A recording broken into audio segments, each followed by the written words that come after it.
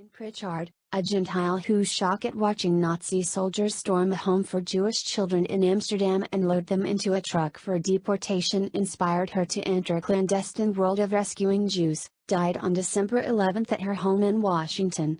She was 96. Miek van der Loof, who was the director of the Amsterdam Municipal Electrical Works by then, asked me to find a place for his friend Freddie and Freddie's 3 children to go into hiding. And I couldn't find any place that would take all 4 of them. So then Miek moved us into the servants' quarters of his mother-in-law's house out in the country. That's that yellow house on the pictures. When you agreed to do this, what was your relationship with this person who asked you up until that time? Oh, his parents were best friends with my parents, and I'd known him all my life. My parents were older for parents of children my age, so my parents' friends' children tended to be 10 to 15 years older than I, but I knew them all. And so Miek is the one who asked me to find a place, and he and his brother built a hiding place underneath the living room floor, and at night I'd open it up, because when you heard a motor vehicle come, you knew it, or a truck or whatever, you knew that it wasn't somebody Dutch. You knew it was most likely the Nazis looking for Jews. So we practiced, and I could get him and the kids in there and cover it all up in about 30 seconds. And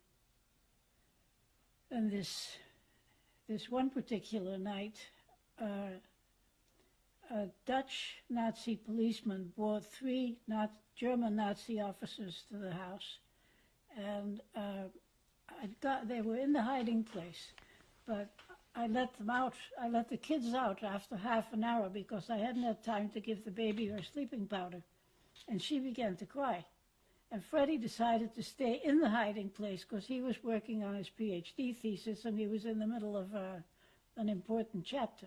Some people know how to concentrate. So then the Dutch policeman came back because it was customary for the person in hiding to sleep in the same bed with a member of the host family, because if the Nazis came and they found, say, that there were 5 beds slept in, but only 4 people, they could guess that the 5th person had gone out the window or something like that.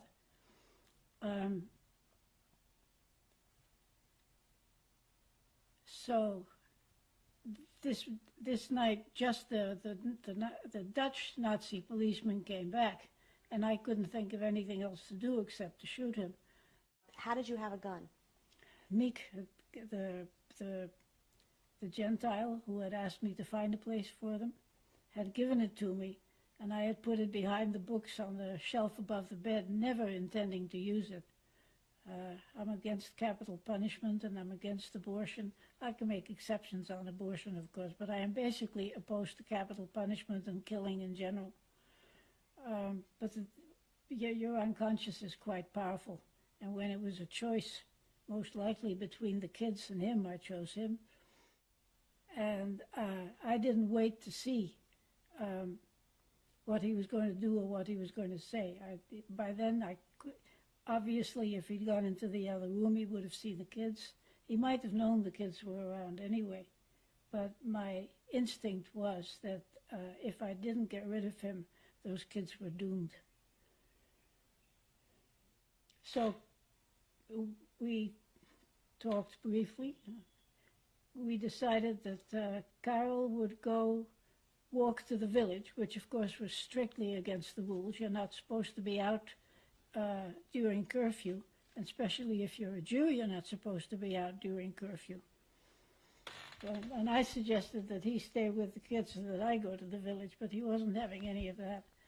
And he went to see the baker, and I have a picture of the baker somewhere, who in normal times brought his wares around in a wagon with a horse. And the baker agreed that as soon as curfew ended in the morning, he would come with his horse and wagon and get the body. And before Carol came back, together they went to see the local undertaker, and the local undertaker agreed to bury the body in a coffin with somebody who was having a funeral the next day.